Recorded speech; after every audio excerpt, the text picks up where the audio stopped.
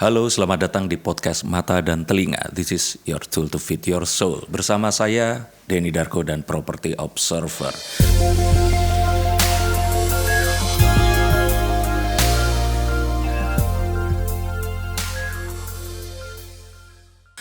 Sekarang ini saya sedang bersama dengan seseorang dengan profesi yang sangat inspiratif. Walaupun beberapa orang akan bilang kalau profesinya ini menyeramkan, tetapi ternyata figurnya ini nggak semenyeramkan yang dibayangkan. Bahkan cenderung lebih ke ceria kalau Anda mengenalnya. Maka yuk kita sama-sama mengenal Gloria atau Elsa? Gloria Elsa Hutasoid. Gloria Elsa Hutasoid. Elsa, apa kabar? Baik Mas, puji Tuhan. Gimana di pandemi ini, tetap sehat kan ya? Sehat, harus sehat. Nggak ada kemarin kena COVID atau? Sempat kena COVID bulan Juni, tapi udah. Juni pas yang serem-seremnya iya, gitu? Pas lagi naik-naiknya. Berapa hari kenanya? 2 minggu. 2 minggu? 2 minggu. Tapi langsung hilang atau kena yang long COVID juga? Enggak long COVID, udah selesai. Tuhan tahu kali karena kan iya, kerjaan dibutuhkan. aku ngurusin jenazah. Bukan, gitu Mas. itu artinya didoakan banyak orang. Iya. Benar, dibutuhkan juga ya kan. Terima kasih lo udah datang ke Sama-sama, Mata dan Telinga. Mas. Dan di sini biasanya narasumbernya ini saya tanya tentang kenapa akhirnya memilih profesi yang berbeda dengan dulu belajarnya sama cita-cita. Kalau cita-cita kalau dulu tuh laki-laki pengennya jadi astronot, presiden, ya. Kalau cewek jadi apa dulu? Aku dulu pengen banget jadi seniman sih sebenarnya. Seniman? Sekarang seniman kan tapi? Seniman sih, cuman senimannya di dunia yang lain berbeda kali ya. Tapi sempat kuliah? Kuliah aku sekretaris. Sekretaris? Iya loh. Harusnya ngurusin bos ya. Yang masih hidup? Masih hidup, tapi sekarang bosnya yang udah meninggal. Iya, bos juga sih sebenarnya. Iya, tapi kan tetap walaupun jenazah itu tetap manusia kan ya? Iya, sebenarnya. harus dong. Iya, memanusiakan manusia di hari terakhir mereka. Amin. Itu nah, tugas. ini saya punya satu tumpuk kartu tarot. Oke. Pertanyaannya bukan dari saya, tapi dari kocokan kartunya ini mengarahkan saya harus bertanya apa. Oke. Dan setiap kartunya punya arti yang berbeda-beda, tapi sama di setiap tempat di seluruh dunia. Jadi kalau ada satu kartu, misalkan ini, saya ambil nih, The High Priestess ini saya nggak boleh ngarang nih, arti kartu ini apa? Oh iya. Ya, misalkan, karena memang udah patennya, pakemnya begitu. Udah gitu, iya. Di mana-mana pasti akan sama. Ya sama kayak misalkan kalau contouring terus atau misalkan pakai eyeshadow tuh itu kan nggak boleh terus tiba-tiba kita pakai eyeshadow untuk bibir. Iya, benar-benar. Tapi Elsa harus acak dulu kartunya. Oh boleh, aku kocok nih ya. Ya, kocok kartunya. Nanti kita keluarkan 5 kartu. Ini kelihatan ya aku orang Batak tapi nggak bisa ngocok kartu nih. Yang bisa ngocok kartu Batak yang cowok. Yang cowok-cowok nih kayaknya. Udah. Yang anak nongkrong ya. Iya, terus. Dan keluarin 5 kartu bebas dari mana aja. 5 kartu? 5 kartu. Oke, mantap. Nah, untuk kalian yang hanya melihat dari judul, betul sekali Gloria Elsa Hutasoid ini adalah perias jenazah. Wah, mantap. 5 ya. 5. Terakhir yang di atas. Yes. Oke. Mana yang pertama? Yang pertama ini nih, ini, kedua, ketiga, 4, 5. Oke. Kartu-kartu di kartu tarot ini semuanya itu melambangkan apa yang sering ditanyakan dan biasanya itu jadi permasalahan dalam hidup manusia. Iya. Dan setiap kartunya ini, gambar-gambarnya ini memang memiliki unsur-unsur yang memiliki arti tersendiri. Jadi kayak misalkan cups itu artinya apa? Kenapa ada 7 di sini? Siapa yang memegang? Dan kebetulan ini memang diambil dari biblical. Jadi cerita Bible Katolik. Ya. Kita akan mulai dari kartu yang pertama. Ini ada kartu The Tower.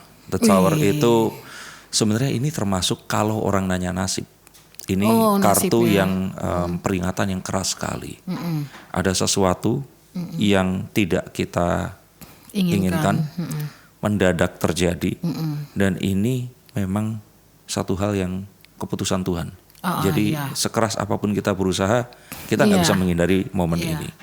Nah, digambarkan di sini towernya ini terbakar, disambar oleh petir dan orang-orang itu kebingungan sampai ada yang melompat jatuh. Karena dia ini panik di situ. Nah, Kalau saya bicara tentang ini, profesimu ini sebenarnya berhubungan The banget. Tower, ya kan? Atau gimana? Coba kamu ceritakan. Ya profesinya aku kan perias jenazah dan memandikan jenazah. Udah pasti semuanya kematian itu adalah hal yang pasti dan itu keputusan Tuhan kan, Betul, bukan keputusan betul, manusia. betul. Ya mungkin di sini di kartu ini diberitahukan bahwa ya memang gue harus mengerjakan bagian yang dari sini gitu. Iya, Pekerjaan aku banget kan. Mas. Betul, makanya. Kayaknya nasib aku ke depannya emang harus ngerjain ini, nggak bisa berubah. Ini kayak sesuatu yang ya Tuhan putuskan. Terus Jadi, Elsa ini ya memang harus jalani itu harus tadi. jalanin ini. Iya. Jadi kayak ya udah tugas lo di dunia ya udah ngurusin jenazah. Tapi kan artinya ini kamu pun ketemu dengan orang-orang dengan kondisi seperti ini. Lah iya. The Tower. Iya The Tower. Ha-ha. Dan urusanmu sebenarnya kan nggak melulu dengan orang yang meninggal karena kan requestnya datang dari yang masih hidup. Iya. Boleh diceritakan? Maksudnya request gimana nih? Ya misalkan kan ada pesan-pesan terakhir atau mungkin ada yang make upnya harus seperti apa dan bagaimana. Iya, aku sebenarnya banyak berhubungan dengan yang The Tower ini.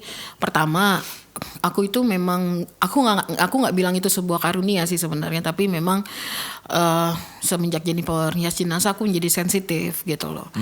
Jadi memberikan pesan kepada orang yang masih hidup gitu dari yang meninggal. Oh, gitu. jadi dari yang meninggal disampaikan ke yang masih hidup. Kamu kebayang bahwa kamu akhirnya akan seperti ini? Karena tadi sebelum podcast ini kan kita ngobrol-ngobrol nih. Iya benar. Jadi dari tulang, opung atau iya, itu mama anak itu. indigo lah. Kita bisa bilang ya mungkin garis keturunanku ada garis itunya gitu loh. Tapi ada yang profesinya sama Apanya? sebagai perias jenazah. Perias jenazah nggak ada. Mamaku memandikan jenazah.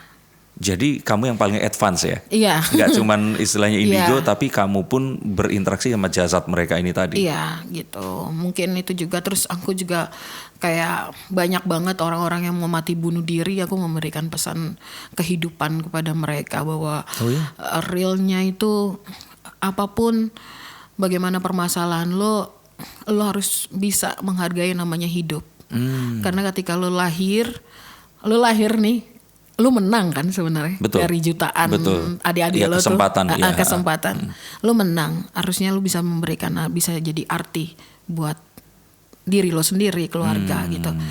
Itu sih sebenarnya. Terus aku juga menerima banyak wasiat kalau mereka meninggal, maunya aku ngerias jenazah. Mungkin di sini kali di pesan kartunya. Itu request. Request wasiat, dan aku udah ngejalanin banyak wasiat. Berarti waktu mereka masih hidup? Iya, mereka hidup. bilang kalau nanti gue meninggal? Iya, lo yang make upin ya sah gitu. Karena I don't want to be like a clown gitu kalau hari meninggalnya mereka. Karena sepanjang mereka ada keluarga yang berduka gitu mas. Jadi make upnya asal-asalan lah gitu loh. Ya, itu kan nggak disengaja karena kan memang orang semua repot ya. Iya repot. Orang meninggal ini kan jarang yang terencana. Dan gini, perias jenazah itu nggak ada sekolahnya mas. Betul ya. Sekolahnya hanya aku yang aku dirikan. Jadi mereka cuma ada kemampuan ngerias jenazah tapi lu nggak tahu gitu loh. Kalau lu ngerias jenazah, lu harus punya sisi yang lain. Sebentar. dari skill itu. Di luar orang ini takut atau enggak atau sesuatu yang mistis lah ya. Mistis. Kita nggak ngomongin itu. Kita pisahkan dulu. Kita bicara tentang teknik. Tentang rias jenazah itu apa. Nah, menurut Elsa, apa yang membedakan rias jenazah dengan makeup artis? Soul, panggilan hidup. Lo harus bisa bicara dari roh ke roh, dari jiwa ke jiwa. Lo harus bisa yang namanya mengetahui teknik dasar, karena merias jenazah itu seperti kita merias di atas kayu. Sangat susah dan susah masukin foundation segala macam dibutuhkan. Di atas kayu itu karena mereka udah nggak lembab lagi ya? Udah keras, udah pori-pori menutup segala macam. Jadi ada beberapa alat atau bahan yang berbeda daripada ngerias orang hidup gitu loh. Oke. Jadi beda banget. Dan lo meninggal ketika lo meninggal sakit jantung dengan lo meninggal karena sakit liver lah. Itu berbeda. Itu berbeda karena yang satu menghitam, yang satu menguning. jenis. Nah itu berbeda. Ya. Kalau orang hidup tetap aja tone-nya kan itu gitu loh. Dari dia hidup sampai sisa napas terakhir. Kalau meninggal itu tergantung, depends on riwayat lo meninggal itu kenapa gitu. Dan itu harus dipelajari. Nah perias jenazah di Indonesia rata-rata ya cuman bisa ngerias aja. Dia tidak belajar teknik itu. Dan itu kenapa gue bisa kayak, lu pede banget sih Sa mau bikin sekolah perias jenazah. Basic lo apa? Aku udah kerja di sini selama 20 tahun. 20 tahun? Iya, jadi aku udah tahu how to handle this situation and this situation gitu. Berarti sorry, waktu kamu masih remaja sudah seperti ini berarti ya? Gila ya. Bisa ceritain gak pertama kali? Apa ya kita bilang berarti ya? Klien pertama. Yang kita bilang klien itu adalah orang yang meninggal atau keluarga yang merequest? Orang yang meninggal lah. Orang yang meninggal ya? Itu tante? Tante aku sendiri. Itu ingat kapan terus di mana terjadinya? Boleh diceritakan pengalamannya? Iya pokoknya itu di Depok waktu itu ya. Tanteku meninggal, memang orang yang kurang lah. Maksudnya orang susah lah kita bisa bicara. Ya udah akhirnya di situ mau mandiin jenazah, terus mama bilang, Kak bisa nggak ya, karena aku suka main make up dulu. Belum sekolah make up tuh Mas. Belum masih ini. Ya udah akhirnya aku coba ternyata bagus. Sebentar, itu mama menyuruhmu itu berarti nyuruhnya nggak waktu tante masih ada kan? Enggak, tapi setelah tante itu nodong lo namanya. Iya nodong. Karena maksudnya mama ya daripada lo main makeup gak jelas gitu, nih ada ininya gitu. Tapi loh. Elsa waktu itu makeup dulu ya, karena profesi dulu. Elsa sekarang ini selain makeup harus mandikan juga dong. Iya dong. Iya. Mandikan itu bukan mandikan kayak orang biasa kan, karena kan itu bersihkan berarti kan. Semuanya. Dan orang meninggal itu kan terkadang kayak mereka ini mengeluarkan feses terakhirnya dan sebagainya. Ya wes itu cerita nanti, tapi yang tadi kembali ke tante. Aku make upin dulu justru Mas, baru belajar memandikan jenazah setelah udah mulai mama bilang nih gue perlu belajar gitu. Perasaanmu gimana waktu itu? Ada rasa harus sih sebenarnya, tapi lebih kepada ternyata gue suka ya gitu. Maksudnya senang gitu loh. Ada perasaan bangga juga. Bukan sih. Karena itu tante, kamu berani terus punya perasaan itu. Awalnya itu ya. Iyalah tahu tante. Mungkin kalau orang lain saat itu aku nggak mau Mas. Iya. Karena aku emang orangnya penakut. Aslinya aku penakut. Iya. Cuman nggak tahu kenapa ya. Setelah 20 tahun bergaul dengan jenazah tuh kayak udah ya you are my friend too gitu loh. Jadi gitu. Tante ini Elsa tahu dari kecil juga. Kecil ya. Jadi pas dia meninggal Elsa seperti itu. Jadi tante ini yang berjasa memberikan itu tadi ya. Iya. Latihan pertamanya ya. Latihan pertama, habis itu baru ke Nantulang kemana-kemana. Udah lah keluarga. Tapi keluarga dulu ya. Terus sama lingkungan gereja biasanya kan. Tetangga atau segala macam itu. Nah yang kita tahu Elsa ini itu membebaskan biaya, atau istilahnya ya sudah kalau orang mau ngasih monggo, enggak juga Elsa tulus seperti itu. Ya, benar. Itu dari dulu atau ada momen yang akhirnya membuat Elsa begitu? Sebenarnya dari dulu, tapi momen yang benar-benar aku bernazar ya ibaratnya, benar-benar kayak aduh udah gua nggak mau ngebebanin biaya itu ada Mas gitu pada saat suami saya meninggal. Kalau ngomong ini pasti udah pengen nangis sih.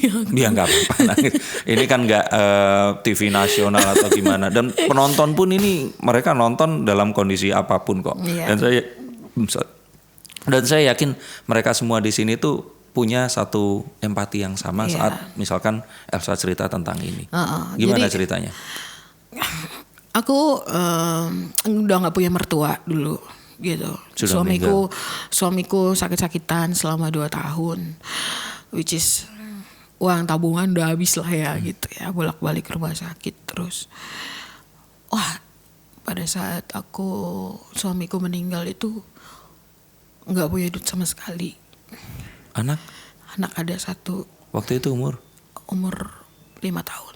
4-5 tahun lah. 4-5 tahun itu ngabisin duit juga loh. Karena kan belum pasti ya. Aku kerjaannya dulu. Karena suamiku udah buta gitu ya. Aku kerja serabutan Mas.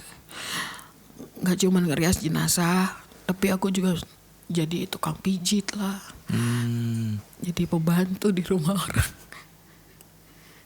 jualan-jualan. Pokoknya yang penting gue bisa menggantikan posisi suami aku untuk mencari nafkah. Nah, titik momen dimana aku tahu banget manusia itu tidak akan pernah mempersiapkan hari kematiannya. Kalau aku tahu kapan suamiku meninggal, mungkin, makasih ya Mas, mungkin aku akan nabung dulu gitu kan. Tapi kan kita nggak tahu kan, manusia itu nggak tahu kapan dia lahir dan meninggal. Di situ aku ngerasa kayak, gue gimana nih bayar semuanya gitu. Sementara gue tahu banget kita orang Kristen itu ngeluarin biaya banyak banget kalau untuk meninggal. Belum peti, belum jas, belum, aduh banyak banget deh gitu. Dari mana gitu kan. Tapi di situ aku berdoa, maksudnya jangan mempermalukan aku Tuhan. Cuman itu doang mintanya. Terus Tuhan kirim orang-orang baik. Ya aku nggak beli peti, nggak beli apa-apa. Semuanya Mas, sampai itu tanpa kamu minta. Tanpa aku minta. Aku nggak punya utang. Mereka ngasih dengan tulus itu. Iya, karena suamiku orang baik dan aku orang baik mungkin gitu. Terus di situ setelah suamiku tutup peti, aku janji sama Tuhan, jadikanlah aku alatmu.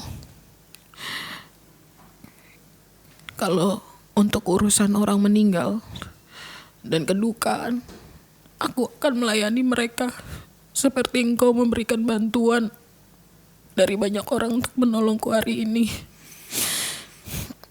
Dan hujan, badai, terik, jam berapapun aku ditelepon Mas, aku gak pernah nolak. Karena aku ingat hari dimana aku susah, banyak orang yang nolong. Jadi aku kerja ini sebenarnya bukan mau dipandang orang as a hero, enggak. Tapi aku mau melakukan ini karena aku mau mengembalikan apa yang udah Tuhan kasih ke dalam hidupku pada saat aku benar-benar butuh pertolongannya melalui banyak orang gitu. Jadi kamu membayar hutang pada Tuhan. Pada Tuhan dan mengajarkan kepada anakku. Siapa nama anakmu? Lionel. Ya Bang, mudah-mudahan Abang besar nanti bisa menjadi anak yang punya empati sama sesama. Amin. Walaupun ditinggal papinya gitu loh ya, masih banyak yang sayang sama dia sampai saat ini. Nah, gitu Mas. Tapi itu menginspirasi sekali sih, bahwa kadang kita sampai di satu titik kita nggak bisa apa-apa. Benar. Terus kita meminta pertolongan Tuhan dan nggak ada yang sulit buat Tuhan. Iya. Tapi akhirnya ya terus kemudian Tuhan memberikan pertolongannya kepada orang-orang yang membutuhkan lewat kamu. Iya. Ajaibnya dunia, ajaibnya hidup. Tuhan, ya kayak gitu. Iya. Cuman ini tadi loh yang akhirnya membuat kamu tanpa biaya sama sekali. Tanpa biaya. Nah sedangkan kamu kan gak punya pabrik make up. Iya. Iya, terus oke, kalau tenagamu, makan dan sebagainya Tuhan ya provide lah ya itu tadi. Gimana Tuhan menciptakan keajaiban dengan make up ini kan kamu gak bisa beli. Iya, harganya mahal juga. Iya, semurah-murahnya tetap mahal gitu. Iya, aku tahun 2019 pernah bikin tweet di Facebook bahwa ada satu temanku dulu membuang make up ya Mas. Jadi aku lagi bantuin dia, ngebantuin terus. Dia mau buang make up, aku bilang buat aku dong gitu, buat ngerias. Emang bisa gitu kan? Oke, make up dibuang itu karena kadaluarsa. Kadaluarsa. Ya. Dan kalau dipakai di kulit orang yang masih hidup itu nggak juga mungkin, berbahaya. Berbahaya. Ya. Terus tapi aku boleh nggak aku minta? Ya udah ambil aja, orang kadaluarsa gitu kan. Terus ada satu momen di mana salah satu tetangga beneran sebelah rumah meninggal. Oh itu tuh paling horor sih, nanti Cita cerita ya soal dia. Itu aku itu model pertamaku. Oh gitu. Iya, untuk ngerias jenazah pakai make up kadaluarsa.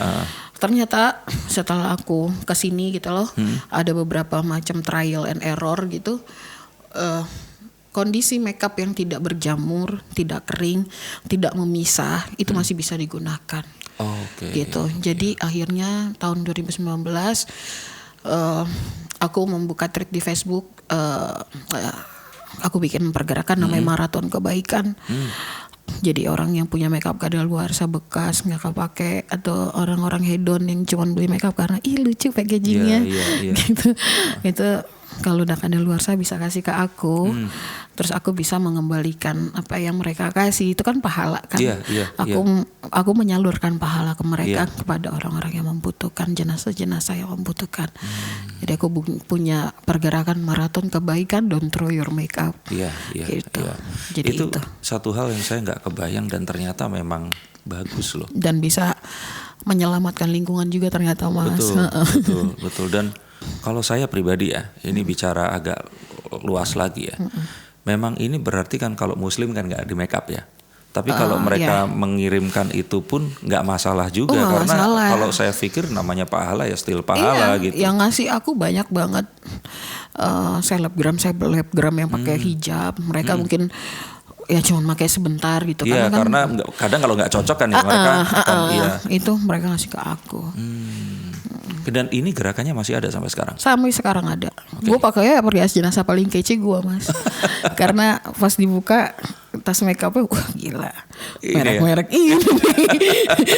Yang harganya jutaan. Coba Elsa bilang ke pemirsa di rumah kalau itu tadi, kampanyenya itu tadi, siapa tahu bisa disampaikan juga. Sebenarnya udah banyak sih, Mas, yang nyumbang, udah banyak banget. Cuman aku mau campaign buat teman-teman dimanapun kalian berada, kalau kalian punya makeup kadaluarsa nggak harus disalurkan ke saya sebenarnya, karena udah banyak gitu. Rumahku kecil juga, tapi bisa disalurkan ke perias jenazah yang ada di kota kamu.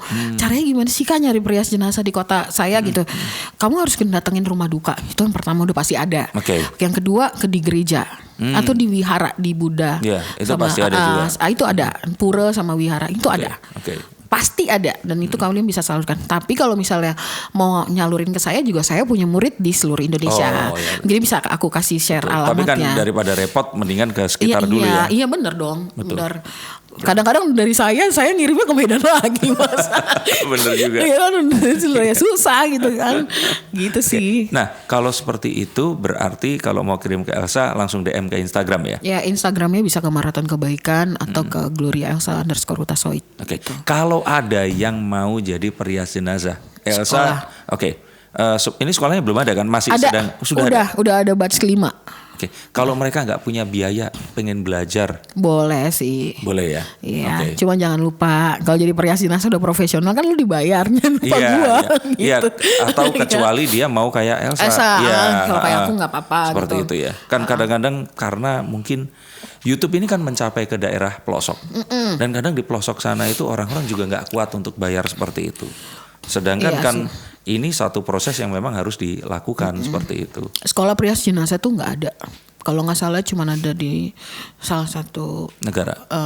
Enggak, di Amerika, di mana ada banyak. Cuman di Indonesia nggak ada. Gitu. Jadi memang aku juga kan keterbatasan untuk ngajar mereka karena ngontrak di kosan kecil gitu ya. Terus udah gitu aku cuma di Jakarta doang. Tapi aku sih sebenarnya pengen banget gitu loh, Mas, kalau ada mana tahu ya, mudah-mudahan investor di podcastnya Mas ini lagi lewat orang kaya gitu. Siapa nih gitu ya. Aku tuh pengen punya cita-cita tuh, pengen banget ya, Mas. Punya rumah duka yang gratis. Tapi di bawah itu ada sekolahnya buat perias jenazah. Gitu. Amin, semoga benar ya, karena ya kita nggak tahu Tuhan itu akan menyalurkan keajaiban lewat mana bekerjanya. Oke, ini baru kartu pertama aja sudah seinspiratif ini. Kita lihat kartu yang kedua. The Hangman. Aku tadi mau ngomong, aku suka banget sama Hangman. Kalau dari kartu tarot, tapi nggak tahu deh. The Hangman ini kan satu orang yang tergantung. Kakinya. Tapi kakinya salah satunya tuh bebas. Memberikan satu ilusi seakan-akan dia itu sudah mau bebas, padahal dia kaki dan tangannya masih tetap terikat. Nah, apa yang harus dia lakukan adalah mengcopy agar kaki yang satunya lagi bebas dulu atau tangannya yang bebas. Karena kesempatan itu sebenarnya tetap ada. Nah, gunakan cara ini. Dan bagaimana cara mempergunakannya adalah dengan melihat. sesuatu dengan sudut pandang yang tepat. Jadi seharusnya dia bisa melihat dunia itu dengan cara, ya ini tadi, jangan melihatnya terbalik, tapi usahakan menyesuaikan dengan apa yang kondisinya dia saat itu. Nah, dalam kondisi aku gimana tuh, Mas? Tapi kamu ini sebenarnya semuanya ini terjadi secara ya the hangman ini tadi. Iya. Ya kan? Dan semua turn in your life itu kayak kondisinya kamu ini diarahkan. Iya, aku emang diarahkan. Betul. Nah, tapi pernah nggak dalam hidupmu kamu ini merasa bahwa ya selain tadi waktu suami itu meninggal ya, kadang-kadang kamu gampang menjalani profesi ini. Rasanya itu kayak, aduh kayaknya yang lain aja deh atau gimana seperti Kalau itu. yang lain aja enggak, Mas. Tapi aku emang pengen, tapi gampang itu lebih kepada gini loh. Gua kan ngurusin jenazah nih. Iya. Sampai interaksi gue sama orang hidup tuh jarang banget. Gitu. Jadi dunia gue kayak hangman. Gue bisa bersahabat. Kalau di orang lain ya, mereka takut sama hal-hal berbau jenazah, gue nggak apa-apa. Oke. Tapi kan, kebaliknya, gue kalau ketemu orang hidup, gue malah ngerasa takut. Nah, Elsa itu kenapa? Makanya. Tapi Elsa kan cerita, Elsa sekarang pun sedang ya secara rutin konsultasi sama psikiater ya. Iya benar. Oke, berarti itu sebenarnya Elsa itu malah mengalami anxiety saat ketemu sama orang hidup, betul? Iya, betul. Iya. Ini menarik. Aneh kan? Iya. Iya. Gue ngerias jenazah ngeliat kematian tapi takut mati. Iya, semua orang takut mati kan. Gue takut mati cuman karena ini, Mas, bukan matinya. Tuh kalau gue yang make upin ada yang bagus nggak ya kayak gue make upin orang. Make sense juga ya. Anxiousnya itu, Mas, gitu. Ntar, wah muka gue kayak yang dulu-dulu lagi nih. Karena aku sering banget, Mas, memperbaiki make up orang perias jenazah lain. Gitu. Mungkin karena yang make upin bukan perias jenazah, perias hidup, terus sambil ketakutan dia make up, makanya mungkin. Maybe mungkin kali ya. Anxiousnya gitu, Mas. Iya. Oke, tapi anxiety yang kayak gimana lagi yang kamu alami setelah ternyata selama 20 tahun ini kamu lebih banyak berinteraksi dengan jenazah? Gue ngerasa kayak sering banget jatuh, sering banget halusinasi gitu, terus mendengarkan suara gitu loh. Pesan-pesan orang, terus kayak misalnya nih dalam situasi yang meninggal dalam keadaan yang menurut saya nggak wajar gitu loh. Nggak wajar itu kan banyak tuh, antara disantet lah, mati bunuh diri atau segala macam itu. Gue pasti sakit, Mas. Dan nggak kuat ini gue. Secara badan gue tuh nggak kuat. Saat kamu ngerasa begini, apa yang kamu lakukan? Ya udah sih, kalau mau mati aja gitu. Terus kayak gue ngerasa gue harus tarik napas panjang kayak gitulah. Terus kayak ya kayak gini nih, gue aja ngeblank gitu, Mas. Ini termasuk anxious kan. Jadi ya kadang-kadang gini, gue merasa nggak ngerti ya kenapa ya. Aku ini tipikal gini, Mas. Kalau gue ngerias jenazah itu artinya gue mau berbuat baik kan. Betul. Gue seneng. Iya. Nah kalau ketemu orang ngegibah, ngomongin orang atau melakukan dosa, gue udah nggak mau. Gue udah selesai sama kedagingan. Iya. Kayak gue udah nggak bisa gitu loh. Bener. Buat dosa tuh kayak gue mikir lagi gitu. Karena hidup gue tuh dikelilingi kematian gitu loh. Dan akhir-akhir ini yang meninggal banyak banget orang muda kan. Betul. Banyak banget yang muda-muda meninggal gitu ya. Yang masih ada pinjaman online terus meninggal gitu kan. Gitu sih. Dan gampang ini muncul gak saat kamu memiliki empati yang itu empati dan simpati ya? Nyokap selalu udah ngomong sama gua, Mas, kalau ngerjain ini jangan berempati. Tapi gua kan ibu, seorang ibu nih. Iya. Kalau ada meninggal anak kecil, berhubungan dengan kayak anak kecil atau ibu hamil, Mas. Aku pernah kemarin baru ada yang meninggal. Hamil 8 bulan, habis makan bakso, masuk kamar, tahu-tahu suaminya ngedor, udah nggak ada. Wah itu kalau dibilang nggak bisa berempati nggak mungkin kan. Iya. Jadi gini loh, ngerias jenazah itu kita kalau di rumah duka ada ruangan khususnya. Iya, tahu. Jadi kita nggak ada orang-orang sekitar nih. Aku sama anak murid atau sama mama gitu ya. Jadi nggak ada keluarga nih. Nah bedanya kalau misalnya yang meninggal orang Batak nih kan, aduh itu yang namanya nangisnya itu mereka gini, itu kan walaupun gue nggak empati. Betul. Ini secara indera ini kan nangkep Mas. Otak itu yang bikin gue gamang sebenarnya. Tapi itu memang ada di budayanya ya, masuk ke dalam ruangan terus mereka meratapi bersama-sama seperti itu. Iya, meratapi. Ya gue nggak bisa salahin mereka, atau misalnya bisa stop nggak sih meratapi dulu, gue lagi kerja, nggak mungkin gitu. Lo Batak juga ya kan? Gue Batak, apalagi Batak banyak maunya. Iya. Belum lagi misalnya aku di tengah-tengah sebuah saya ngurusin kematian seorang orang tua yang anaknya berantem soal harta. Itu pernah Mas, mau golok-golokan, gue di tengah. Lu gimana gue nggak empati? Iya. Nggak bisa gitu loh. Dan sebenarnya nggak usah lari ke situ Elsa. Kalau kita ngomongin, saya punya temen nih, seorang mekanik autopsi. Tuh. Nah, kerjaannya kan memang tinggal motong. Saya bilang tinggal itu karena memang nanti setelah itu baru dokter yang melakukan analisanya gitu. Jadi dia cuman kayak dikasih, cumannya di sini bukan menggampangkan ini ya, tapi simpelnya adalah dia dikasih order, oke, ini di ini, dia tinggal itu. Kalau misalkan kepala harus digergaji atau apa lutut, dan semuanya, tulang, segala macam. Betul. Nah, tapi itu kalau menurut saya kan mungkin lebih ke teknik, nggak berhubungan dengan seni. Iya. Kalau Elsa di sini kan PR-nya kan harus, ya kalau cowok harus ganteng, cewek harus cantik, dan itu kan seni. Iya. Kadang kita kan perlu juga untuk misalkan, ini kan nggak bisa ditanya ya. Kalau misalkan makeup artis kan, misalkan ini maunya apa ya? Gitu. Misalkan kayak apakah ada loh cewek yang sudah tirus, pipinya pengen ditirusin lagi, atau gitu. bibirnya kayak lebih dimonyongin atau dimundurin atau apa? Ini kan nggak bisa ditanya. Nggak bisa ditanya. Berarti Elsa dikasih foto. Biasanya foto, terus aku matchin sama kebayanya atau bajunya atau lebih banyak kan dari keluarga sih. Cuman ada beberapa permintaan yang gue tolak Mas. Misal gini, Kak, mamaku waktu hidup seneng banget Kak pakai bling-bling yang ungu, yang hijau, nggak mungkin dong.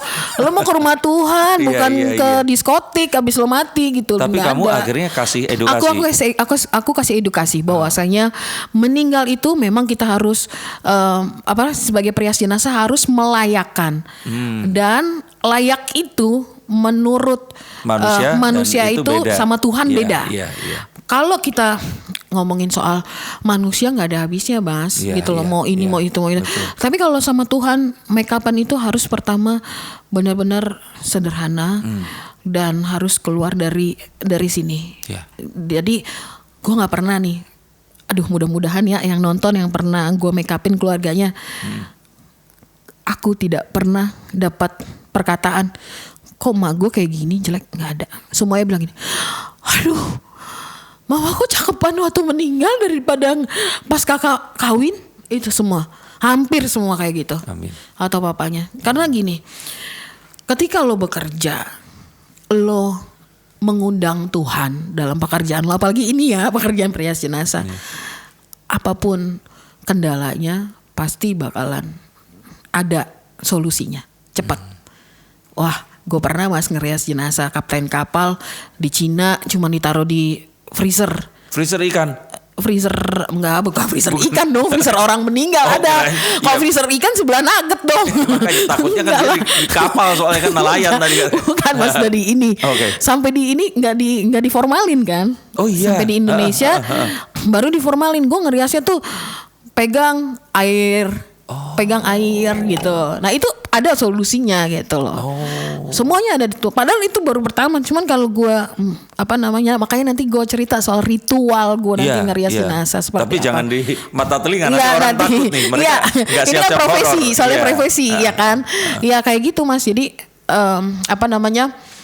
ya kayak gitu. Jadi apapun lo melibatkan Tuhan, profesi lo apa, pasti akan ada solusinya gitu sih.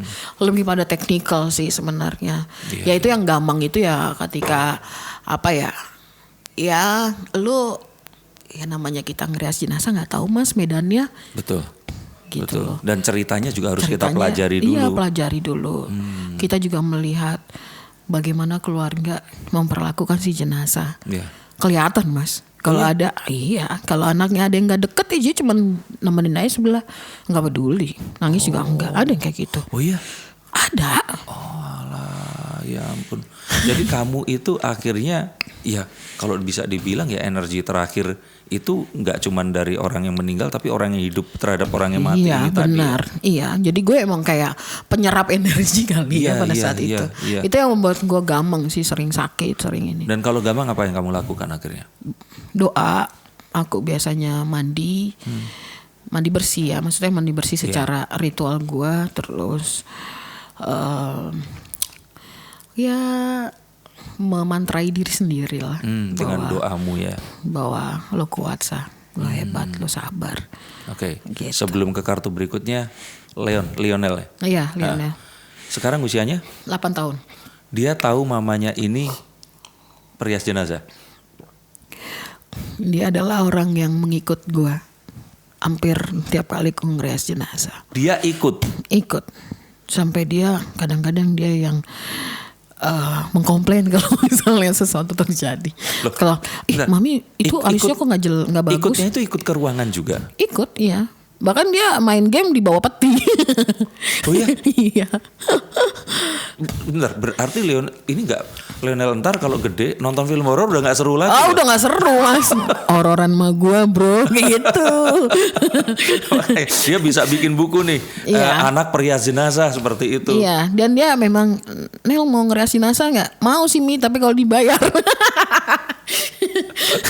Kalau gak dibayar kayak mami gak mau. Tapi hampir semuanya dia ikut? Hampir semua dia ikut. Ya kecuali malam banget atau sekolah ya? Enggak, malam banget pernah mas. Ikut? Pernah, ada di Instagram aku, kita kehujanan karena kita gak punya kendaraan kan. Kehujanan naik ojek. Dia dancing in the rain. Sementara emaknya udah masuk angin ya. Ya saya, dia senang sama hujan, sama ini. Dia lebih gini, aku lebih baik tidur bersama mami karena aku tahu mami sakit. Jadi kalau setiap aku anxious, dia selalu meluk aku. Dia bilang, "You okay, Mam? Kamu nggak apa-apa. Aku di sini. Kamu sehat, kamu kuat, kamu hebat." Dia yang kayak gitu sama aku. Ceritamu ini tadi tuh apa ya? Di saat kamu tadi ceritain tentang jenazah, aku itu merasa kengerian manusia tuh karena kan kita nggak tahu sesuatu yang kita tuh takut terhadap sesuatu yang tidak kita ketahui. Dan belum terjadi. Betul. Dan kematian, terus kemudian ya melihat mayat dan sebagainya itu sesuatu yang sangat menakutkan. Iya benar. Interaksi dengan jenazah pertama dan terakhirku itu adalah almarhumah ibu. Meninggal. Ini pasti sedih banget ya. Iya. Dan kalau Muslim itu kan anak laki-laki yang harus meletakkan di kuburannya. Ya makamnya. Terus buka itu kafannya itu.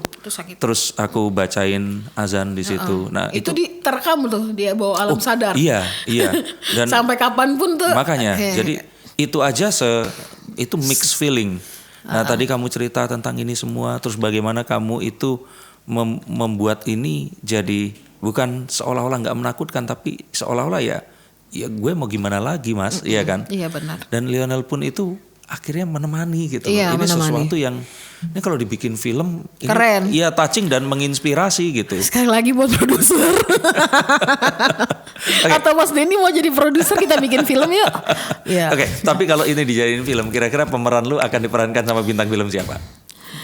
Gue sebagai perias jenazah. Kira-kira siapa bintang film Indonesia akan memerankan? Yang perempuan ya? Perempuan terus ya rambutnya pendek, bajunya hitam-hitam. Nirina Zubir gue bilang. Nirina Zubir ya. Oke, halo Nirina, kalau kamu tertarik ini bakal keren banget loh. Oke, yuk kartu berikutnya. Oke. Three of Coins. Oke. Three of Coins ini kondisi di mana seseorang itu sebanyak apapun ilmunya tetap kita itu akan mendapatkan satu informasi berguna atau pelajaran dari orang yang lain. Nah, gimana sih caramu untuk belajar terus dan belajar? Karena ya otomatis 20 tahun ini sama kayak saya sebagai magician nih. Selalu lihat magician di luar seperti ini di sini. Kamu ini benchmark belajarmu itu sama siapa? Dan bagaimana sih caramu mempelajari untuk tahu? Kamu kan sekarang pasti berpikir bahwa makeup gue yang pertama kedua dulu berarti jelek dong karena sekarang kan udah tambah jago nih. Coba ceritakan tentang itu. Aku banyak banget maksudnya gini loh. Kalau gini, kalau orang hidup itu kan ada makeupnya trennya ini gitu ya. Itu aku bikin sendiri Mas, tapi terinspirasi sama tren orang hidup. Oke, gitu. Jadi bentar. Elsa membuat tren makeup jenazah sendiri terinspirasi dari tren orang hidup. Tren orang hidup. Oke, misalkan lagi musimnya apa ya? Ini ya? nih, nude, glamour nude gitu. Itu gue pasti akan bikin nude juga. Iya. Kalau ada colorful makeup, itu gue akan kayak misalnya kalian kalau misalnya di Instagram aku ada yang makeup aku misalnya. Instagrammu apa? Coba disebut. Gloria Elsa _Utasoid. Itu ada yang makeup aku misalnya bajunya jenazahnya. Terus makeupnya ya pakai hijau juga. Pakai hijau dan itu lagi trennya waktu itu. Oh, gitu. Nah kalau ternyata kebayanya beda? Yang aku disesuaikan dengan warna kebaya sih Mas. Tapi mempergunakan foundationnya lagi trennya yang di bawah sini, terus highlighter itu. Aku ikutin mereka. Selebgram itu konten kreator di Indonesia kan banyak tuh di Instagram. Sebentar, kamu mengikuti tren dari konten kreator atau selebgram makeup di Indonesia. Contohnya siapa? Sebut namanya. Contohnya ada Hanum Mega, Fathia Bia, banyak lah. Kamu kenal sama mereka? Kenal sih, tapi nggak kenal banget. Oke, cuman saling tahu. Sarah Ayu, ya kan karena mereka kan kayak influencer gitu. Ya, pertanyaan penting. Mereka tahu nggak makeupnya mereka menginspirasi makeup banyak jenazah? Nggak tahu. Kayaknya nggak tahu sih. Nggak tahu ya. Iya, aku banyak banget Mas, karena aku yakin mereka nggak keberatan, tapi mereka pasti akan kaget juga. Hah, makeup gue ini ternyata menginspirasi dan ini jadi banyak jenazah itu, ya itu tadi loh, mengikuti teknik yang mereka. Iya kayak gitu. Banyak influencer banyak banget yang aku follow. Gitu. Tapi makeup andalan aku kalau lokal brand kayak eyeshadow segala macam itu produknya Om Ivan Gunawan. Aku pakai selalu. Oke. Keren sih dia. Dia glamor gitu kan. Nah, Igun ini tolong ini pasti Igun pasti akan happy banget. Oh iya. Igun ngontak ya katanya. Iya. Mudah-mudahan ya ketemu. Igun orang yang baik. Aku juga banyak ditolong sama dia dan aku pikir sih dia pasti akan terinspirasi banget sama ini. Ya apa yang kamu lakukan ini loh kalau menurutku. Dan dia pasti akan mau bantu karena ya itu tadi makeup kan kalau ternyata ada itu kadang kalau nggak kadaluarsa atau mungkin pembuatannya si kemasannya ini rusak. Iya ada juga ada yang nggak kadaluarsa cuman kayak reject ini kemasan ada juga yang ngasih benar. Iya. Oh satu lagi kalau di luar negeri itu ada nggak sih brand khusus untuk makeup jenazah? Ada ya di sana. Dan di Indonesia nggak ada. Mungkin karena di Indonesia ya kebanyakan dengan Muslim ya. Jadi kalau itu dibisniskan, padahal tapi sebenarnya kalau sampai ada dan satu orang kan pasti akan pakai dia terus kan. Aku pengen Mas bikin. Iya. Pengen brandnya aku.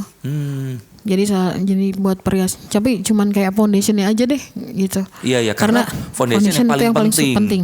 Karena kan kulitnya nggak kenyal lagi ya kayak kamu cerita itu tadi. Itu harus pakai latex lah kalau nggak salah deh. Salah satu bahannya ingredientnya. Jadi supaya dia itu nempel di kulit yang kayak keras gitu. Aduh ini hopefully ketemu Igun beneran karena aku yakin dia tuh orangnya sangat-sangat akan membantu, humble banget. Semoga nanti kamu ketemu. Amin. Dan ya aku sih berpikir harus banyak orang yang terinspirasi untuk kalaupun ternyata mau kayak kamu akan bagus.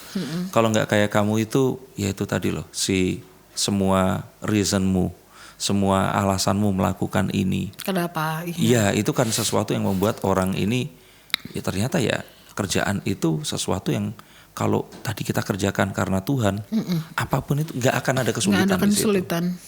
Iya. Pernah paling sulit yang kamu alami itu kapan dan saat apa? Karena kan kamu tadi cerita dibangunin tengah malam, ada hujan badai, sampai goncangin Lionel dan sebagainya. Pada saat Idul Adha nggak ada orang di rumah, di sekitaran sebelah rumahku meninggal. Oh iya? Dan meninggalnya dia pecah pembuluh darah, semua darah di lantai, nggak ada yang tolong, semua pada sibuk di masjid. Waduh, terus? It's only me sama ketua RT gue hebat banget lah. Ya ampun. Di Petogogan dulu. Itu kita yang ngurusin. Jadi sangat sulit karena ketika dibalik keluar darah kiri sini. Dari sini keluar daging. Dan my most teacher in the world is my mom. Gitu. Dia yang ngajarin aku how to handle. Kalau darah semua keluar. Dan itu harus ada tekniknya untuk membendung itu ya? Ada. Itu juga. Dan sebagai perias jenazah kita juga belajar yang namanya simpul senyum. Apa itu? Simpul senyum itu adalah ketika kita membuat senyum walaupun si jenazah is not ready. Ya. Itu ada triknya? Ada. Kalau diceritain sedikit gimana caranya sebenarnya? Ceritain sedikit ada di Instagram aku. Jadi di lem kita kasih simpul senyum gitu, kita tarik dan dia supaya senyum aja. Kan kondisi jenazah meninggal tuh ada dalam kondisi yang kesakitan, betul. Nahan sakit, ya kan. Ada juga yang ketakutan, ada. Jadi itu termasuk adalah ya, kebayang nggak kalau seandainya kita itu ketemunya sama orang hidup, kita kan bisa ngasih menu ya. Oke, kalau cuman ini sekian, lah kalau bikin senyum kan berarti kan harus beda lagi dong tingkat kesulitannya seharusnya, betul kan? Atau misalkan kayak, alisnya mau dibentuk, ya beda lagi dong dibandingkan cuman make up simpel aja. Itulah namanya perias jenazah itu kita harus belajarin namanya micromimic. Micromimic, apalagi tuh micromimic? Micromimic adalah mimik wajah yang ditinggalkan terakhir, yang kejadian terakhir yang terekam di dalam otak dan di bawah alam sadar. Contoh, misalnya lu dalam keadaan yang sedang memperjuangkan sesuatu, itu lu pasti akan meninggal kayak mikir, belum selesai. Atau lo dalam keadaan punya hutang piutang yang banyak, itu pasti lo mengkerut, mikir, siapa yang nyelesain? Gitu. Itu namanya micromimic. Dan itu sebagai perias jenazah harus lo tahu. Dan itu memang harus disamarkan ya kalau ternyata memang seperti itu. Karena kan gak mungkin bisa ditarik lagi ya itu. Tidak bisa ditarik. Gunanya adalah sebagai manusia yang punya indera pendengaran, itu memang kita harus bicara lah gitu, ngerayu lah ke bahasanya gitu. Dan merayunya ke orang yang sudah meninggal gitu. Jadi memang kalau aku bilang nih, orang lain kan gini, perias jenazah mah gampang, nggak akan komplain kan? Iya, nggak akan komplain. Lo mau bikin alis lo kayak Nike juga nggak masalah gitu, nggak ada yang komplain. Cuman kan masalahnya lo perlu mental. Aku selalu kalau misalnya ada yang ngerias jenazah, gue nggak tanya apa-apa, Mas. Lu benar punya mental. Benar ini panggilan hidup lo. Karena kalau kita bicara soal menjadi perias jenazah bisa kaya, bisa banget, Mas. 1 kepala 1 juta. Iya. Nah gue kerja, baru ngerjain 1, jenazah datang lagi 2, 3. Ya, cuman tadi kayak yang aku saranin juga ke Elsa kan, bahwa terkadang itu bukan karena kitanya yang meminta, tapi ya memang hidup ini kan ada argonya. Iya, betul. Semakin lama kita di dunia, otomatis ya ongkos kita pun semakin banyak, tinggi. Sedangkan pengalaman, pengetahuanmu itu sesuatu yang bukan mahal harganya, tapi lebih ke kalau kamu belum memberikan ke banyak orang. Ini artinya kalau terjadi sesuatu sama kamu, ini kan peradabannya sayang. Harusnya kan ini bisa dibagikan. Nah, mungkin Elsa di sini harus berpikir lebih ya. Kalau aku bilang step back itu dalam artian bukan mundur secara linear, tapi cobalah dilihat lagi apa yang kamu lakukan ini tadi memang sesuatu yang harus dilakukan seperti ini atau harusnya sudah berbeda gitu cara kamu melakukannya. Kayak misalnya maksudnya Mas Denny harus berbayar gitu ya. Ada yang harus berbayar, ada yang itu tarif akan, lah ya. Itu akan jadi salah satunya. Emang tapi iya benar sih. Tapi begini loh. Umurmu sudah gak muda lagi. Ember. Sebentar lagi kepala 4. Betul kan? Nah, janda lagi. Di usia segitu itu kan tanggung jawabmu gak cuma kepada dirimu saja. Iya benar, ada anak. Lionel, orang tua. Benar. Dan juga terhadap tubuhmu. Iya benar. Yang nanti begitu kepala 4, percayalah aku sudah mengalami. Itu either kayak misalkan Deddy Corbuzier itu. Dia kan selalu fitness kan. Nah kalau fitness otomatis kayak ada satu hormon yang akan membuat dia itu tetap merasa muda, itu tuh muncul. Nah tapi kan kalau kita nggak sempat. Nah, ini berarti kan kita harus tahu nih bahwa setiap hari paling nggak 8 jam harus tidur. Iya benar. Makanan nggak boleh yang aneh-aneh. Benar, ya kan? Mas. Nggak boleh kecapean dan banyak pikiran. Itu untuk apa? Prolonging life. Iya memang. Agar lebih banyak lagi orang yang bisa kamu tolong. Iya. Jadi kamu harus menyeimbangkan antara kamu mengajari anak didik agar segera menggantikan. Oke. Nah misalkan kamu bilang oke, gue gratisin, tapi lu janji selama berapa tahun lu gratis juga. Ya kecuali memang lu butuh sesuatu. Ya. Kalau aku gini sih Mas, lebih kepada gue kalau nolong orang, mau di orang kaya, orang miskin, orang sederhana, gue selalu bilang gini, jasa gue gratis. Ya kan, kalau gue bilang jasa gue gratis, artinya mereka berpikir dong kalau untuk ongkos gue mereka harus bayar gitu.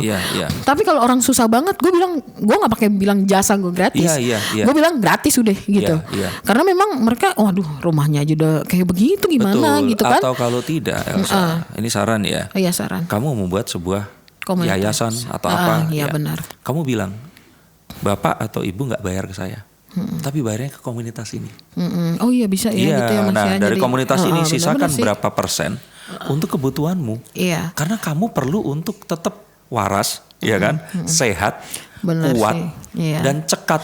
Tapi nggak tahu kenapa ya Mas, gue tuh, gue kalau ngomong kayak gini kayak gue menggugat Tuhan ya. Tapi maksudnya gini, konsep hidup gue tuh berbeda dengan orang lain, gitu ya. Gue itu udah selesai dengan kedagingan, artinya gue udah nggak pernah mikirin kalau misalnya besok mereka pakai punya emas, gue harus punya emas gitu loh. Gue harus punya, percaya atau enggak, dari badan gue dari atas bawah semua endorsan.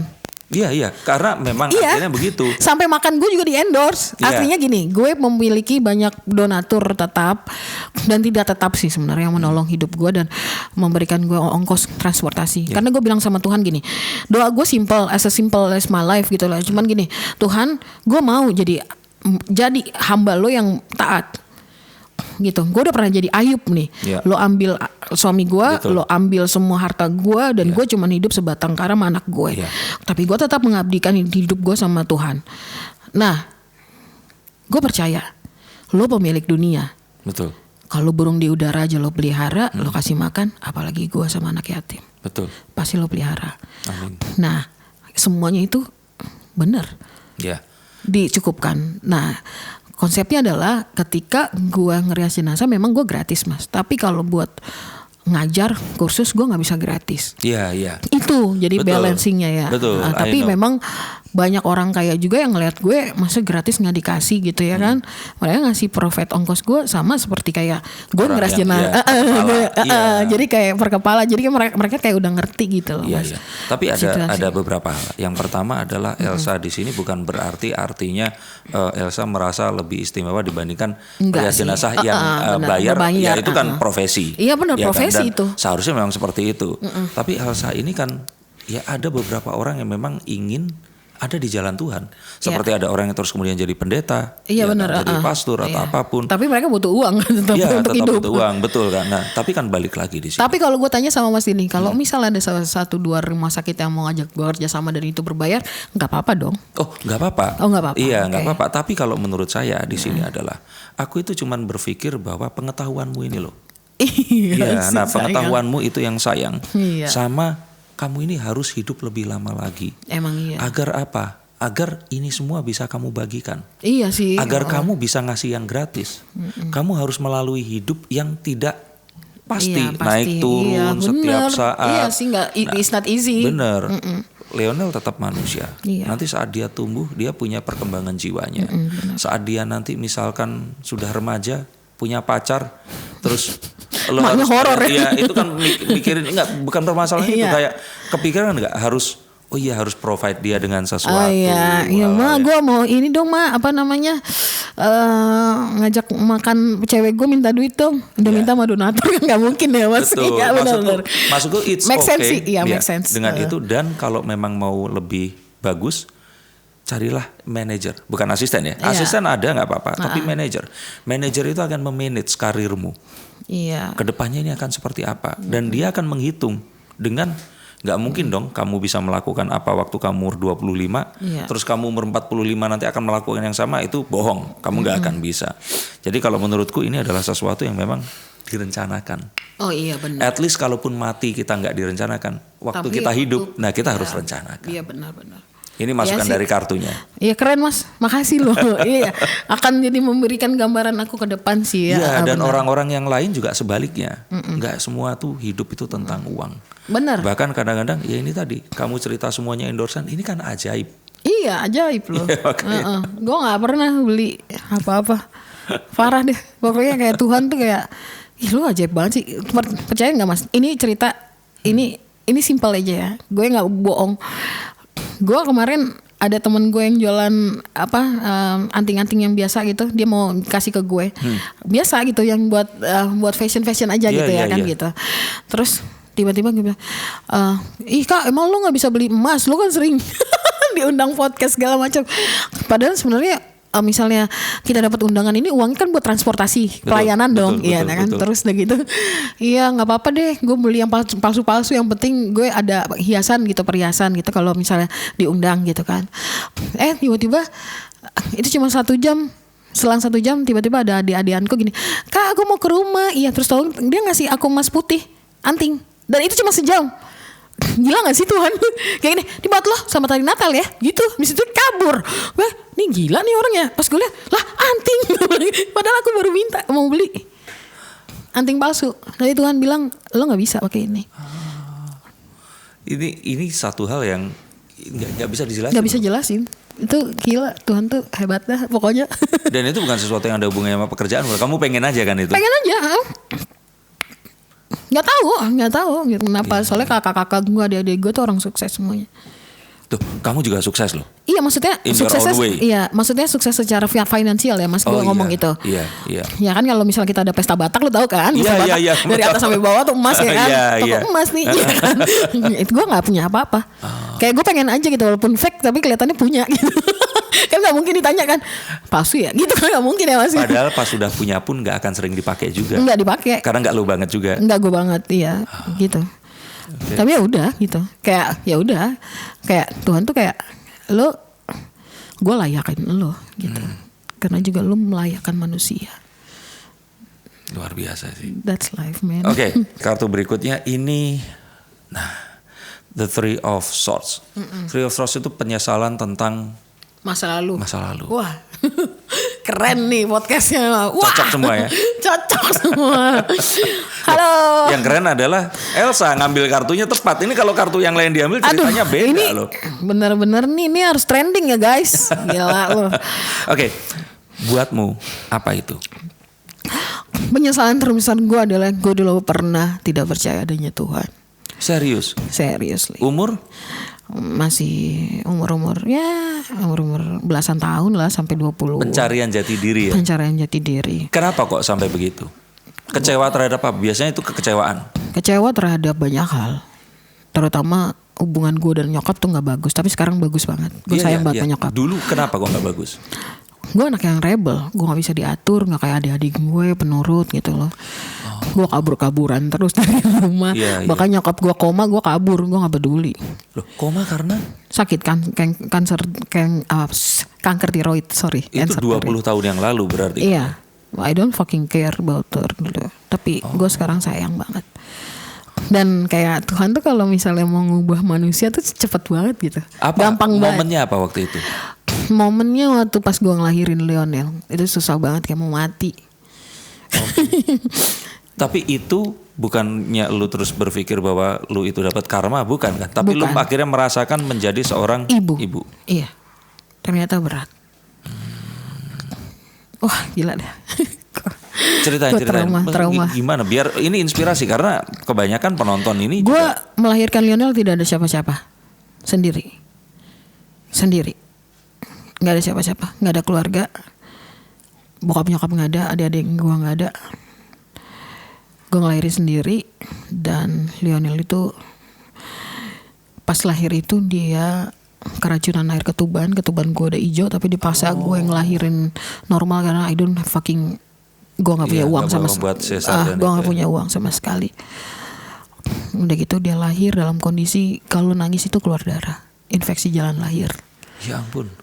Wah, di situ gue. Beratnya berapa waktu itu? Beratnya besar dia, 3,8. Tapi dia karena minum itu keracunan itu tadi. Dia nangis, keluar darah. Keluar darah selama 1 bulan. Darah, bukan air mata, darah, bayangin. Lihat anakmu seperti itu, perasaanmu gimana waktu itu? Sakit banget Mas, gila. Gue di situ baru kayak, gue menantang Tuhan sih di situ. Lu kalau sembuhin anak gue mau jadi orang baik. Gitu. Dan ternyata Tuhan cepet kasih jawaban. Ternyata dekat sama Tuhan gak mudah, men. Iya. Gak mudah. Maksudnya gini, lu damai, lu ngerasa feel damai, tapi gak mudah. Iya. Lu nangis juga, lu takut juga, lu khawatir juga. Tapi at least dia punya jawaban, walaupun dijawabnya gak sehari itu gitu loh. Iya. Habis itu mertua gak sakit, meninggal, gue dituduh sebagai pembunuhnya mertua gue karena gue kayak gak ngerawat, padahal mertua gue hari-hari di rumah sakit sama gue. Itu ipar-ipar gue. Habis itu suami gue saat jatuh sakit gak mudah. Tapi gue ngerasa kalau saat itu Tuhan gak kasih gue Lionel di dalam hidup gue dan suami gue, mungkin gue masih jadi anak jalanan, Mas. Gue masih ngamen di jalanan. Iya. Masih bergaul. Gue bilang gak bergaul sama anak jalanan tuh, gue bilang bukan gak benar, tapi gue banyak belajar di jalanan. Gitu. Ini penyesalan gue banyak banget di masa lalu. Dan kalau lu pengen ngomong sama lu waktu umur 20 tahun, apa yang akan kamu katakan? Gue akan katakan bahwa ternyata tanpa lu bandel, lu bisa menilai sejarah hidup lu dengan baik di masa depan. Karena gue gak mau jadi penonton, Mas. Gue gak mau jadi penonton nontonin sejarah orang. Tapi gue mau hidup gue menulis sejarah. Bahwa tahun 2000-an ada seorang janda punya anak 1, bukan orang kaya, mengabdikan hidupnya buat jenazah-jenazah.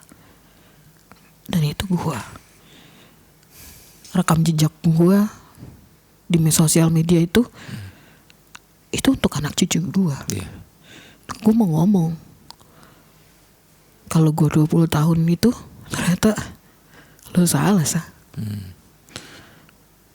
Tuhan itu adalah jawaban dari masa lalu, dan orang tua lo itu adalah Tuhan di dalam dunia.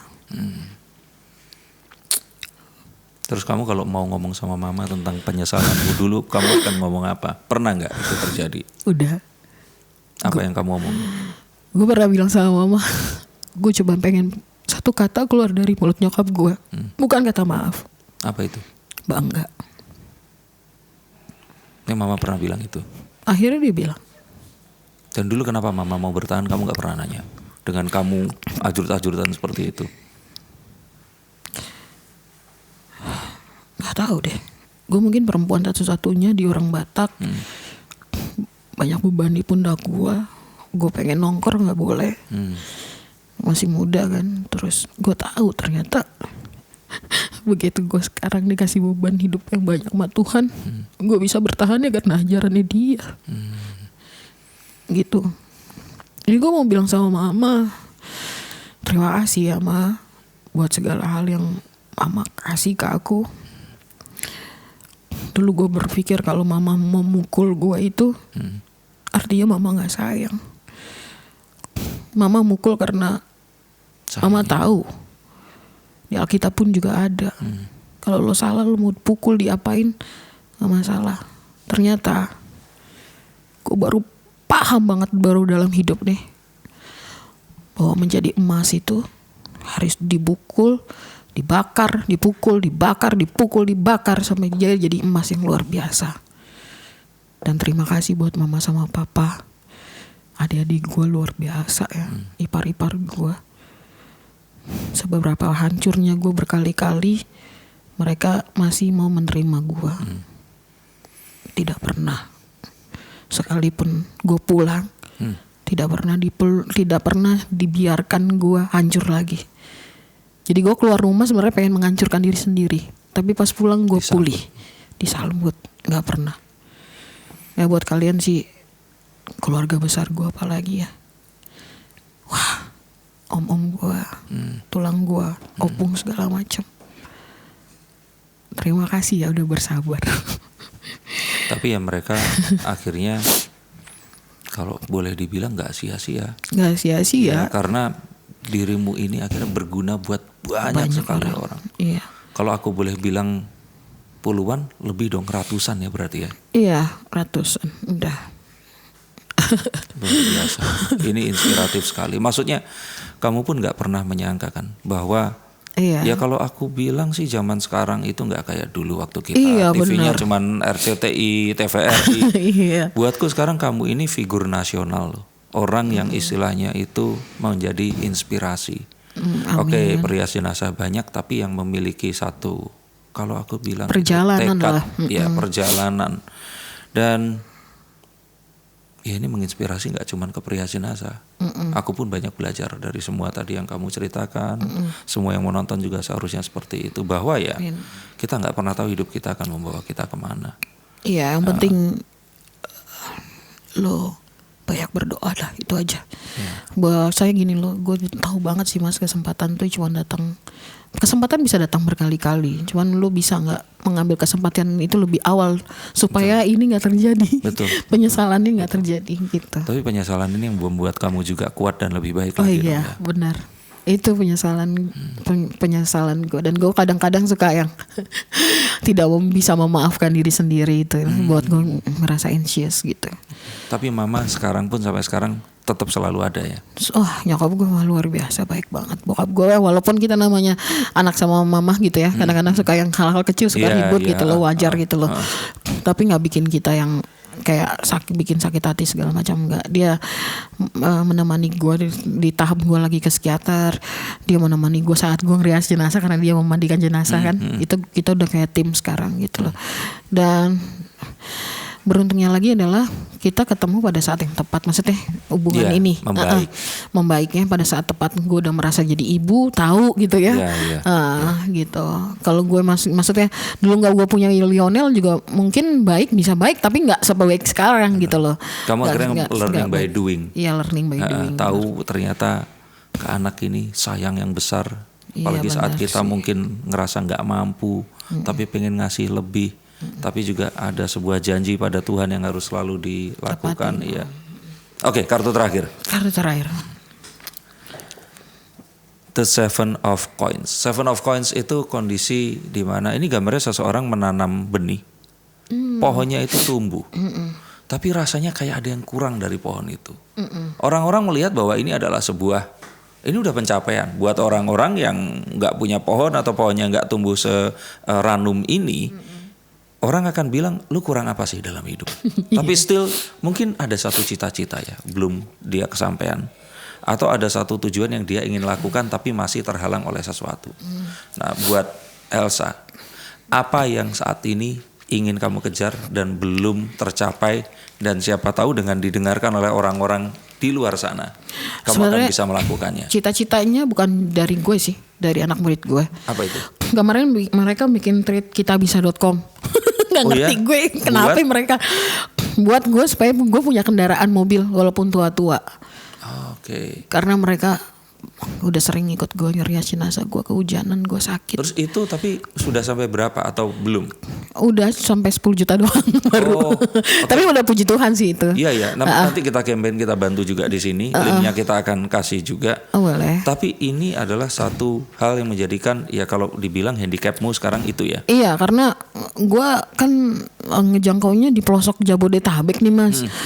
Gue kadang suruh ngeras di Tangerang, di pojok-pojokan itu, gue berangkat sih, cuman pulang jadi sakit karena kan naik ojek atau kalau nggak naik ojek, ya naik Grabcar sayang gitu atau naik angkot, itu kan nggak kekejar waktunya gitu sih, kayak gue sebenarnya, gue nggak perlu butuh sih sebenarnya gitu. Cuman anak murid gue, kan tapi anak Elsa kan? Iya nggak buat aku, buat pelayanan gitu loh. Iya. Cuman ya anak murid gue tuh mereka benar-benar kayak, lu butuh kak gitu. Iya.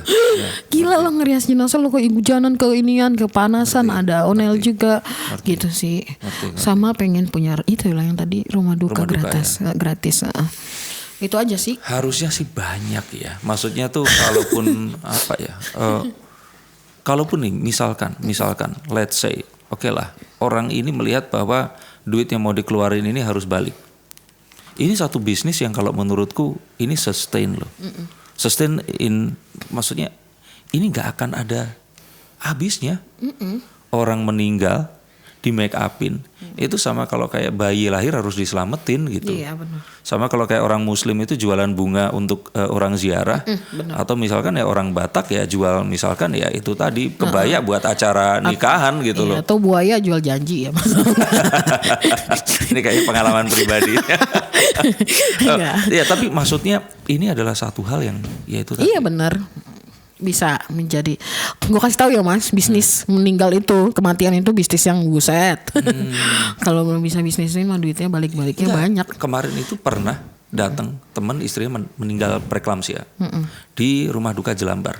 Oh aku ngerias di situ juga. Nah itu mobil ownernya tuh yang mewah-mewah itu di depan itu ya kalau gue bilang plat nomornya orang lain nggak mau pakai. Iya benar. 4444. Itu kalau Chinese kan iya, gitu. Serem banget. Iya kan. Nah jadi tapi itu memang wah itu mah kaya raya. Orang luas terus tingkat kan ya. Tingkat. Jadi kalau menurutku ya di sini, kalaupun istilahnya mau membantu kamu, terus ini juga dibuat bisnis yang ya jangan tamak lah ya, bisnis yang memang. Di Jelambar itu kayak gitu mas. Itu mereka membantu orang-orang susah. Iya makanya. Jadi mereka ada apa sih namanya ya ada yang berbayar ada yang berbayar mahal, ada yang buat free. Nah itu aja maksudnya akhirnya Tuhan memudahkan. Iya benar. Jadi kalau menurutku siapapun yang di sana ini yang memiliki Mas Igun atau ini siapa namanya Raffi Ahmad yang kayak Sultan atau Halilintar, mana tahu mau bikin rumah duka kan kita nggak tahu ya, iya mas ya. Iya.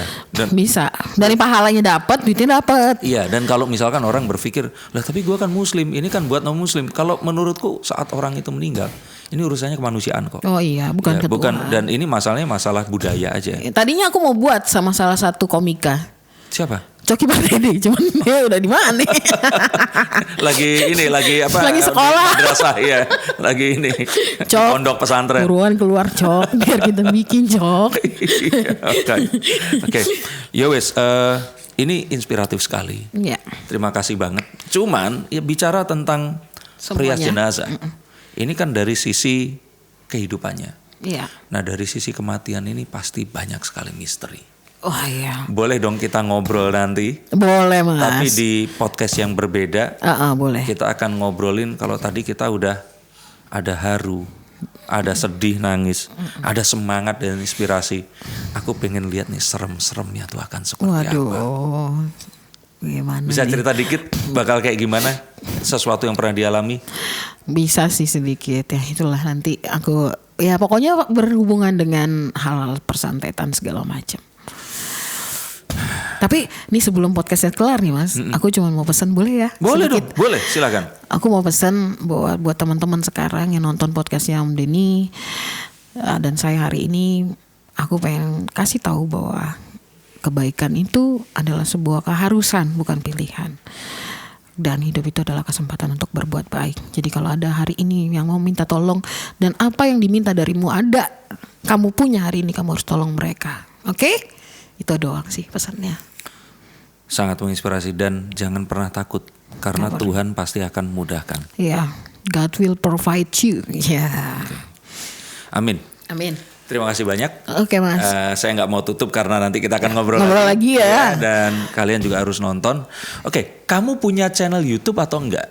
Punya dulu, cuman gue nggak pernah ngisi-ngisi lagi. Oke. Karena banyak kan haters ya, maksudnya orang-orang kita kan, maksudnya kita berbeda agama ya Mas ya. Kalau yang orang Muslim tuh kan lebih pada ngapain sih gitu di ini gitu kan, katanya dosa gitu. Jadi aku ya udah, aku nggak ngikutin lagi, nggak ngurusin lagi. Yes, tapi mungkin itu cuman PR-nya kalau menurutku. Iya. Kalau kita bisa dengan PR yang bagus, Iya. ya orang akan tetap menerima. Cuman kalau aku jadi YouTubers perias jenazah lucu juga ya. Guys, hari ini ada yang meninggal, kira-kira mati apa ya, kan nggak enak Mas. Ya pembawanya nggak gitu juga. Gitu ya. Tapi nanti aku bantu kok. Kalau Boleh. itu ya aku akan bantu. Dan aku pikir ini sesuatu yang menarik untuk kita angkat. Tanpa yaitu tadi menunjukkan perbedaan. Orang sekarang tuh kan yang dicari kan perbedaan. Iya, Misalkan benar. kayak tadi lo agama lu beda ini apa. Tapi kan sebenarnya kita semua punya satu hal yang sama, yaitu kemanusiaan. Iya benar. Kita kan punya saudara itu tadi kan, saudara dalam kemanusiaan, artinya adalah Iya benar. saat banyak hal ini terjadi, terus kamu itu harus menjembatani itu dan sebagainya. Ini satu hal yang semua orang juga alami. Dan aku pikir mereka semua harus tahu. Oh iya benar. Mudah-mudahan saya bisa bikin podcast yang membaca mimik wajah orang yang meninggal ya, micro mimik. Podcastnya sama orang mati. Serem banget, itu lebih serem lagi. Enggak bohong. Ya wes, terima kasih untuk Terima kalian kasih semua semuanya. Yang menonton ini. Dan ingat selalu tonton podcast Mata dan Telinga, because this is your tool to feed your soul. Bersama saya Denny Darko dan tentu saja Property Observer. Sampai jumpa.